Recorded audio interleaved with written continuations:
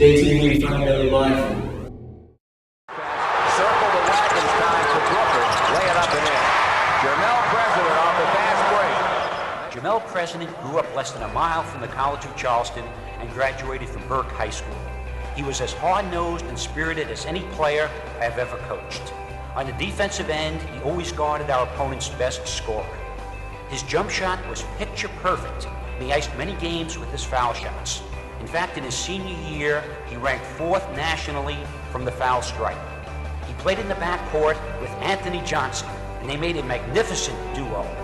In an NCAA game against Stanford at the United Center in Chicago, Jamel was voted Chevrolet Player of the Game. After graduation from the college, Jamel has given so much back to the community. He presents to youngsters seminars in SAT taking and academics, and conducts clinics and camps teaching the ABCs of basketball. He is also president and CEO of the Day Foundation. Jamel, congratulations, and a big thanks for your contributions and the role model you have become for the youth of Charleston.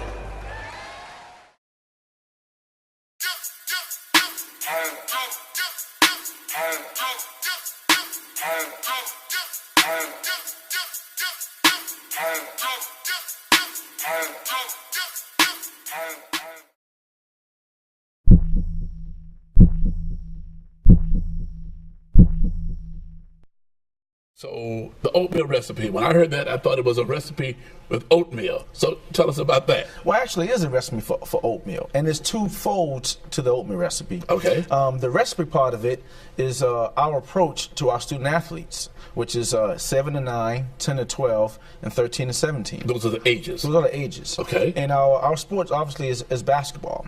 So in the 7 to 9 department, we teach kids the weight of the basketball, the length of the court. In the 7 to 9 group, we focus more on lowercase i's, lowercase v's, acute angles while you're dribbling, right angles while you're dribbling. The ABCs of basketball.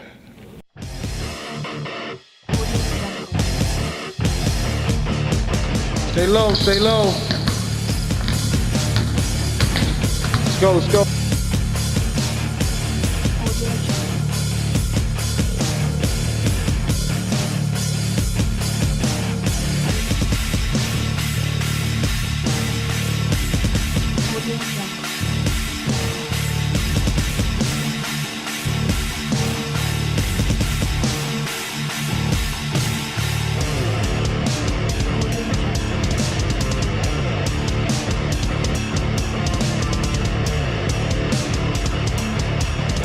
Lower, Jake, lower, lower.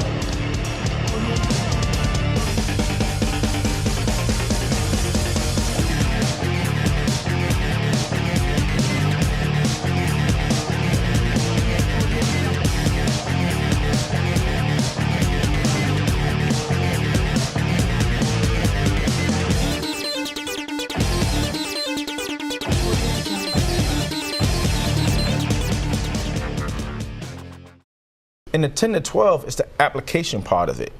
In the 10 to 12 division, we develop a travel ball program where kids can actually apply what they learn in the previous division.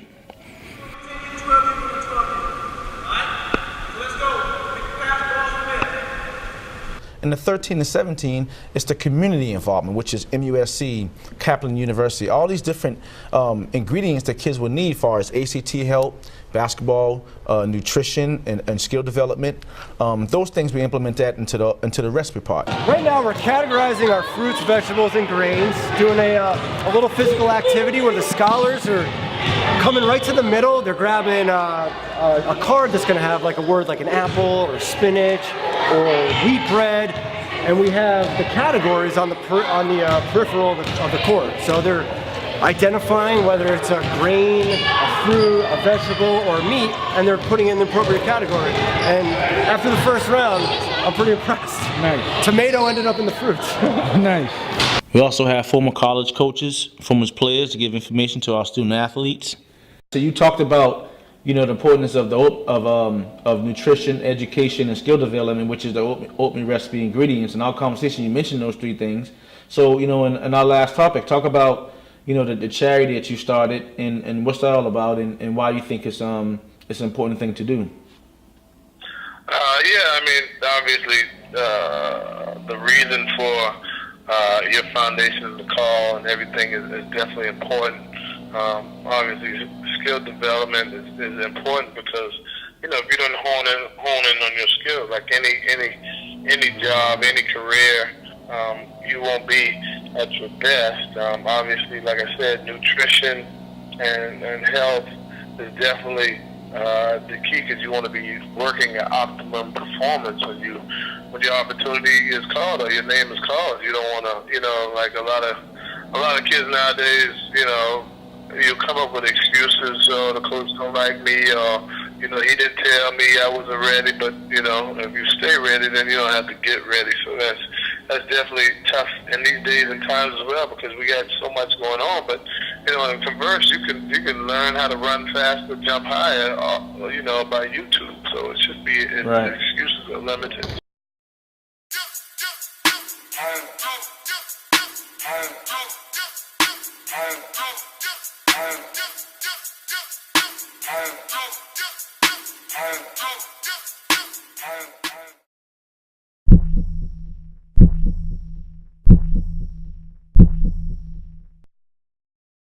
What have you seen in the process of the children? What have you seen?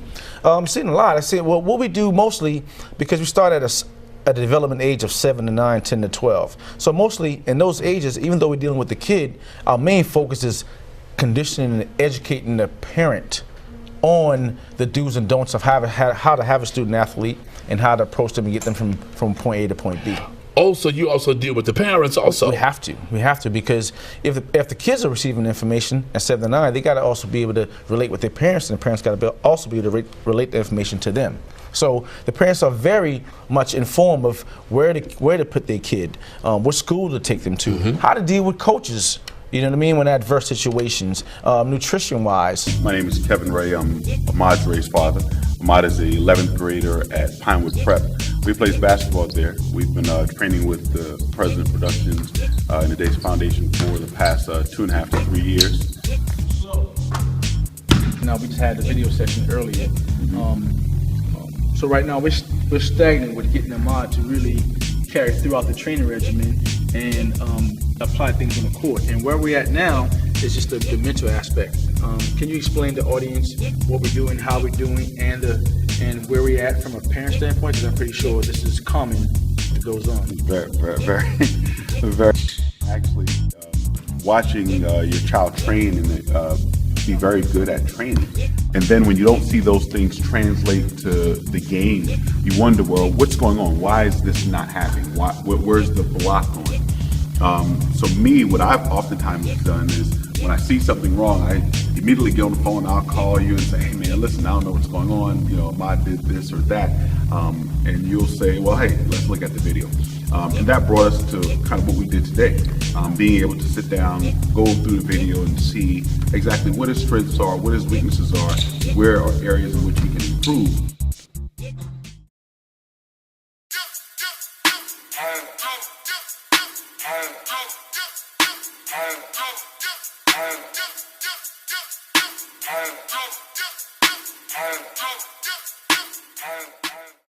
I think if we get to the children early enough, not only is Jamel President such a tremendous positive mentor, he knows the game and he breaks it down and simplifies it for them. Learn how to dribble. Despite all of this support, President is still working on convincing local high school and college coaches why they should be a part of this. And there's work to do with the parents as well.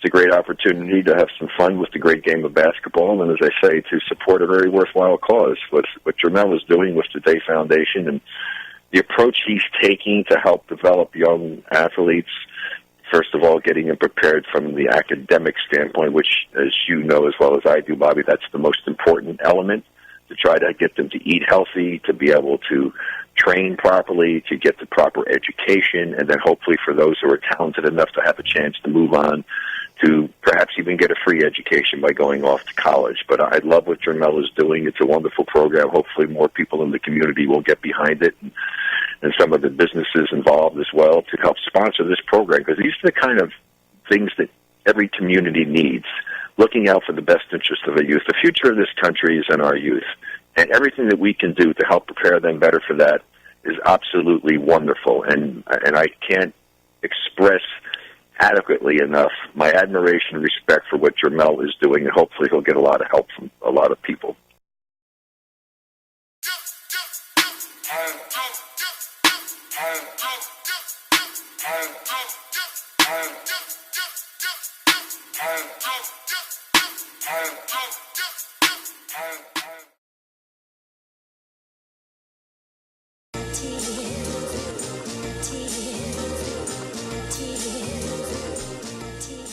We're here with my high school coach, Coach Earl Brown.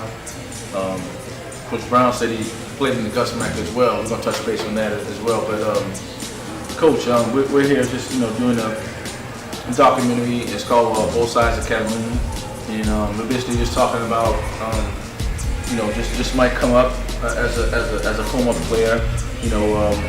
When I first got my jersey, the red, white, and blue jersey, I remember. Yeah, the Monte Rista Classic down at the College of Charleston. That's right. I remember I slept in my jersey, the night before. Yeah. Because just coming up, everybody wanted to play with Burke, and everybody wanted to perform well. So that was a great feeling coming up in those times, playing for Burke High School. And so can you just shed light on some of the hindsight of what you thought, of me as a player, or just some things to look back at in our timeline? Yeah, well, during that time, you came up with a group of special athletes, and then being able to compete with them as a youngster. Because when you look back at Melvin Watson, Kim Brown, Zola Davis, and Marlon Miller, and Jamal Washington, who's right now coaching, it was just great to be able to compete with those guys, and then for the record that you guys compiled here was astronomical, and I think that was just a part of your willingness to put in the work that was needed to stay where you were, and oftentimes when I look back at the, I think that was 92 state championship game, when we thought we had it done, got opportunity at a layup to close it out, and missed the layup and ended up losing that championship, and I think it was double overtime. Right. But then we had some great games to get to that point. And, so yeah, it's been a great run, and as I said, applaud you for being able to hang with those guys, and then to see you in the position that you're in today, because the position that you're in today, it goes right back to where you started, and then helping to develop young men, and then remembering where you came from. And it's just great to see that. And I could just remember some of those times doing summer workouts, and as we'd explained to you, all of that work is not done in the gym, and it's what you do on your own. And it was evident that there's a lot of that work that you did on your own as well, because we couldn't do it all in the gymnasium. And plus the fact that you didn't have some of the things that some of these kids are privileged to today. Right. And also what allowed me to proceed the way I did was, I think, you being a great motivator. You know what I mean? Like, we would have ran through that wall, you know what I mean, had you tell us that's what we need to do to win. Mm-hmm. So I think, being a great coach, I think you got a niche of getting in, finding a person strength and then honing into that and getting them to be the best that they could be.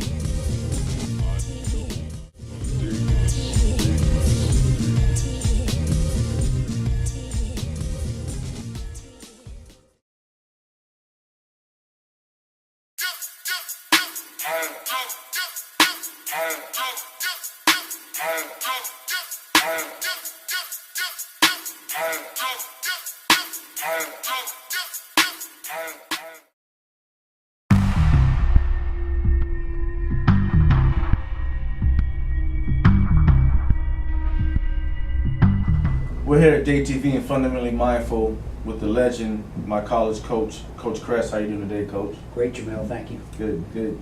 Thanks for being on set, first off, Coach. Of course. Anything for you, Jamel, President. The local guy who became a star in many, many ways. And I'm so proud of you and just love to see all the success and what you have given back to our community. Thanks, Coach. Thanks. So we'll get right into it, Coach. So, tell the community about Coach Kress, that high school, the collegiate days, and then we transition into to what everybody knows from the Charleston area. But just talk briefly about growing up, in the Mecca, and talk about that. I'd be glad to. I grew up in New York, actually, Queens, New York.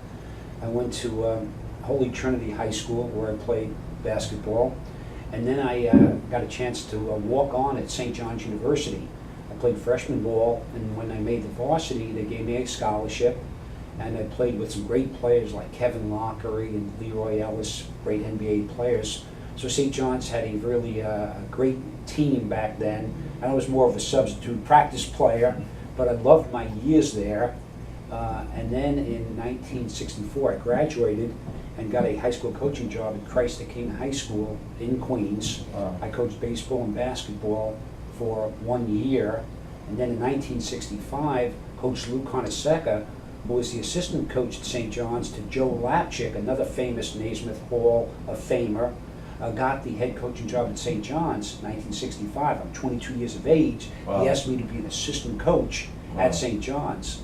I assisted Coach Conaseca for 14 years, 11 at St. John's, and 3 with the New York Nets of the ABA. In fact, I got that picture up there. Yeah. John Roach, Rick Barry, Billy the Whopper Pulse. Rick Barry, yeah. Whose son he is here at the college. Right. Canyon Barry, who's now a sophomore. Right. Playing He for can the shoot the Cougars. ball. I saw him. He can shoot the ball. Yeah. He knows how to play. He's got some of his father's genes. Mm-hmm. His father was a great player, Jamel. Rick Barry was the MVP of the ABA, the MVP of the NBA, and the leading scorer in the nation in college basketball when he played at Miami. I think he's the only player to have those 3 categories and win and be the top in all 3 areas. Then in 1979, I needed to see if I could become a head coach, Jamel. I was a high school coach 1 year, 14 years an assistant, and a college at Charleston job opened up. I didn't know much about the NAIA and know much about Charleston, but I said, wow, it's the South, it's got Southern hospitality, it's got a lot of potential. We're going to build a new gym. The Silcox is where I first coached, the Willard Silcox Gymnasium, and we're thinking about building the Johnson Center, so I knew that was kind of in the future. So I came, and I stayed for 23 years as the head coach. And you had a successful run.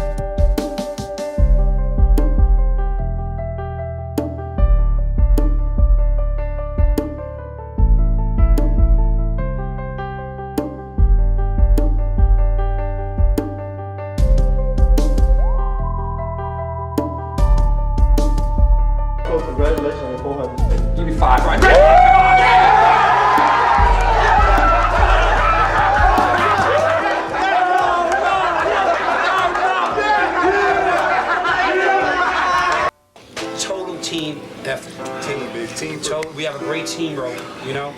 And if we just, stay together and stay healthy and just want it and just stay organized.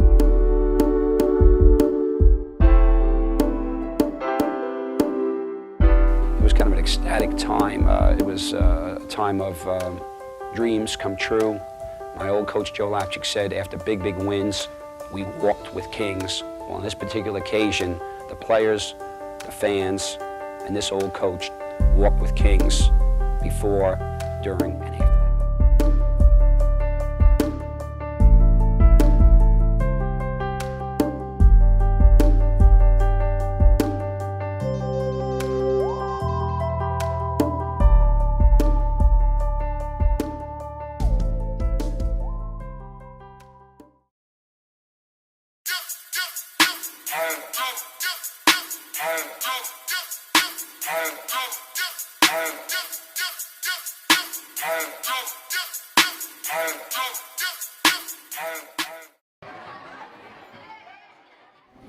All right, I know y'all have taken the past test before. It is a very important test, and here today to speak to you about the importance of academics in your young lives, particularly about the past test, we have a very special guest speaker. Mr. Jamel President is a former Burke High School Bulldog. He went on to a brilliant basketball career at the College of Charleston from 1995 through 1999. This former point guard is a member of the College of Charleston Hall of Fame. On February 12, 2011, Jamel was given the ultimate honor of having his number retired, as it is now hanging from the rafters of the Cougars' home court, the TD Bank Arena. After his college career, Jamel enjoyed a pro career and was coached by NBA Hall of Famer Rick Barry. Upon completing his playing career, Mr. President, remembering his own trials and tribulations of growing up in Charleston's inner city, decided it was time to give back. We worked really hard on focusing on individual training and group training and nutrition, focusing on our athletes. Ladies and gentlemen, please give a warm Nighthawk welcome to Mr. Jamel President.